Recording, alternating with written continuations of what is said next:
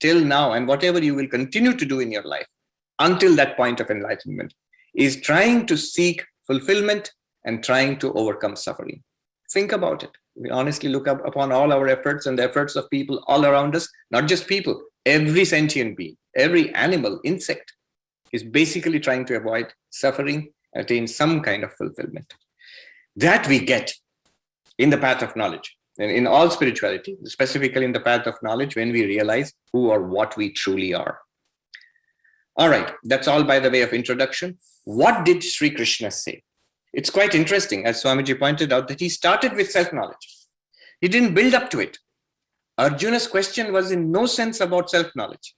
It was not even a Vedantic question. He had an ethical dilemma. He didn't know what to do, and he asked Krishna. Krishna didn't give him a class on ethics. Krishna didn't even give him a class on Karma Yoga, Bhakti Yoga, or Raja Yoga. Didn't tell him, sit down in this way, let this be your posture, take a breath, Arjuna, deep breath, be mindful. No, none of that. He straight away went. Of course, as Swamiji pointed out, the first thing he said was, you have to be ready to change. You have to be ready to stand up and take charge of your life. This message of strength. That's even before Jnana Yoga, before the path of knowledge, before self-knowledge. Before anything else, we must be ready to change and have that confidence, I can make a better life. I can stand up and do what is necessary in life. Then spirituality works. Anything works, even therapy, psychology, anything will work only when we are ready to change. What did Krishna say? What did he teach? As we shall see now, it's pretty direct and pretty stunning what he said. Basically, what I'll talk about, it's all there in the verses in the second chapter, almost from the time Krishna starts speaking, from the 11th verse to say about the 25th verse. Second chapter from verse number 11 to 25. That is the teaching about the self, about the Atman. Atman means the self. It just means you, your nature, what you are. I will not go through the verses. We don't have time for that. I'll just do this a little differently. What I'll do is transmit the essence of the verses, and you can take it in a sense of an inquiry into experience. So I'm starting right now. I still hadn't started, but right now what I'm going to say is the essence. It's like going to be a 15-minute TED talk on self-knowledge. It's going to be a look into experience. What experience? Whose experience? Which experience? Your experience and the experience that you are having right now, each of us, what we are having right now. Krishna invited Arjuna to take a look into his experience, and that's what we're going to do now. Take a look into our experience right now. What is experience? Can we define a general definition for any kind of experience? Yes, there's an elegant definition in Vedanta. Consciousness plus an object is equal to experience. Let me repeat that. Consciousness. By consciousness, what I mean is the same thing which I will use words like consciousness, awareness, even a word which I like very much. It's popular in this new Vedanta circles these days, presence. Presence includes elements of awareness and existence. You are, and you are also aware. That's presence. Your consciousness, awareness, presence, plus an object gives you an experience. What do I mean by that? You are aware. All of us are. And in your awareness, you are aware of many things. Sometimes you see things and you hear things. Right now, you are seeing. You are hearing. You are also aware generally of the temperature in the room. You're aware of a sense of the body, of the chair or the couch you're sitting on. Maybe a little bit aware of the presence of if there's another person in the room, presence of the surroundings. All of these things, these are objects. The person, the sound, and the gadgets, sense of your own body and the temperature in the room. These are objects. And they're all revealed by awareness. That is experience. Here is the Gita, a book. And this book, I'm aware of this book. So awareness plus object is an experience of seeing this book. Yes, of course, in between there is this light reflected of the book, and that comes to my eyes, and from the eyes it goes through the nervous system to some part of the brain, and then there it is presented to the mind, and in the mind I have a perception of the book, but it's all in awareness. In awareness, I see, oh, I am seeing a book. Just like that.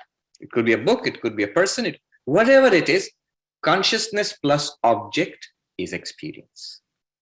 It's simple and elegant definition of experience. Now let us look at our experiences. Notice all perceptions, experience of all objects of the senses. By objects of the senses, I mean whatever we are seeing, whatever we are hearing, whatever you see, you are seeing it, you're aware of it, you are conscious of it. In awareness, in consciousness, you see people and animals and colors and shapes, far and near, all of that. All sounds are experienced in awareness. All smells, all tastes, all sensations of heat and cold and pressure and pain and pleasure, all of these sensations, these perceptions are inputs from our sense organs. 5 sense organs, 5 sets of perceptions arise. They are nothing more, all of them are in awareness, are experienced by consciousness, you the consciousness. Notice, the consciousness remaining the same, the awareness remaining the same, the perceptions keep changing. When you look at the book and you look at the glasses, notice the book and the glasses are different. This is one object, that's another object. But the awareness which saw both is the same awareness. It's a simple fact, but it's of utmost importance. In all our perceptions, in all the perceptions that come and go through the 5 senses, in all these modalities, awareness is not changing. Consciousness is not changing. Then what is changing? The objects are changing. Therefore, our experiences are changing. Let me repeat that. Nobody can doubt we have different experiences. That's our life, isn't it? Our life is like a continuous movie which is full of experiences. See, hear, smell, taste, touch, think, desire, understand, remember, forget, love, hate, wake, dream, fall asleep. All are experiences. So experiences are very, very different from each other. This is a series and very different, changing all the time. But why are experiences changing all the time? Why are experiences different? If they're different because the objects of experience keep changing. But the experiencing awareness, does it change? I'm not forcing something upon you. I want you to come to an appreciation of whether the experiencing awareness changes, whether the consciousness is changing. Does that change? It does not. The more you think about it, you'll see. Not just the objects of the senses. We have an inner world, each of us. We have an inner world, thoughts, ideas, memories, desires, various kinds of emotions. These are all lit up by the same awareness. Various thoughts and feelings come and go. The awareness is constant. Thoughts keep changing from the morning till now. How many thoughts? Excited, bored, curious, sleepy, alert. All kinds of thoughts have come. Ideas have come and gone. Same awareness. Awareness is constant. That is, it's like the light in this room. And there are people and books and tables and chairs. Things change. People come in and out of the room. The light is constant. The light which falls upon this notebook and the light which falls upon and reveals these glasses. When it falls upon the notebook, the light doesn't become attached to the notebook. It just illumines it. And same light, I put the glasses in its place, the glasses are illumined by the same light. The notebook light doesn't stick to the notebook. When I take the notebook away, the light doesn't go away. It doesn't become a little more dim because the notebook has gone away with a bit of the light. No, neither do the glasses. The light doesn't stick to the glasses. Similarly, consciousness does not stick to any of its objects. Consciousness is not reduced or increased because of the presence or absence of objects, coming and going of objects. Various experiences are generated. Objects are of two kinds. Externally coming, so-called externally coming through the senses, and internally, which are unique to each of us. Private experiences, which we call our own private world of thoughts, memories, desires, ideas.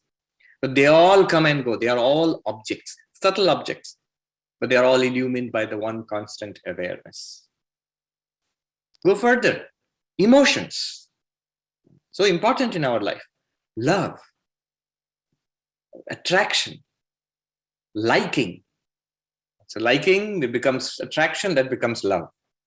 Or dislike, repulsion, hatred.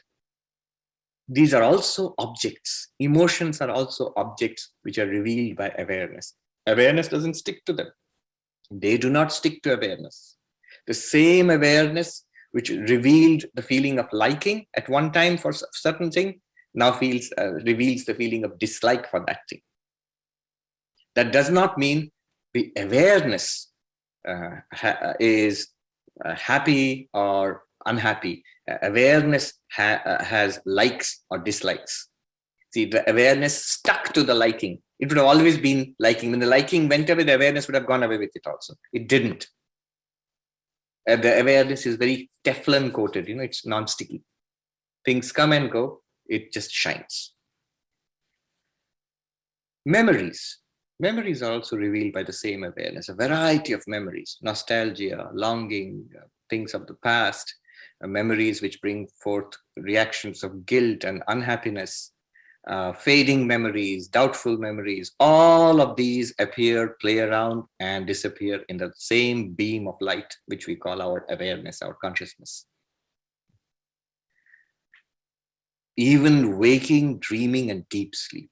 This entire world of waking experiences, which includes perceptions, includes thoughts, includes memories, includes emotions, includes even the sense of I, this person.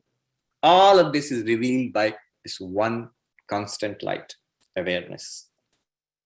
Notice, and we are talking about our experience right now. Nothing theoretical here. We're just pointing that out. Now, this whole waking experience disappears and is replaced by the dream experience. What we call our world, it's so amazing. Every night when you fall asleep, the whole thing disappears and is replaced by a virtual world of places and people and activities, dreams, a virtual world. Same awareness continues. What was there in the waking is now there in the dream. It reveals the dream world. Not only the world disappears sometimes, you, the experiencer of the world, this person, that also disappears. Deep sleep. The world is gone, and the little person, Sarvapriyananda, who was experiencing Sarvapriyananda's world, the person who was experiencing Sarvapriyananda's dreams. The dreams have gone, the waking world has gone, Sarvapriyananda also has gone. Deep sleep. And yet that's an experience. It's worth thinking about. I won't stay there now because Krishna does not talk about that, but that's also an experience. And again, the waking comes back again. The waking world and the Sarvapriyananda, the person experiencing it. Why am I saying all this? Because all of this goes to prove the first thing that Sri Krishna says. This awareness, this consciousness, this luminosity, this illuminating light, this is who we really are. This is the Atman.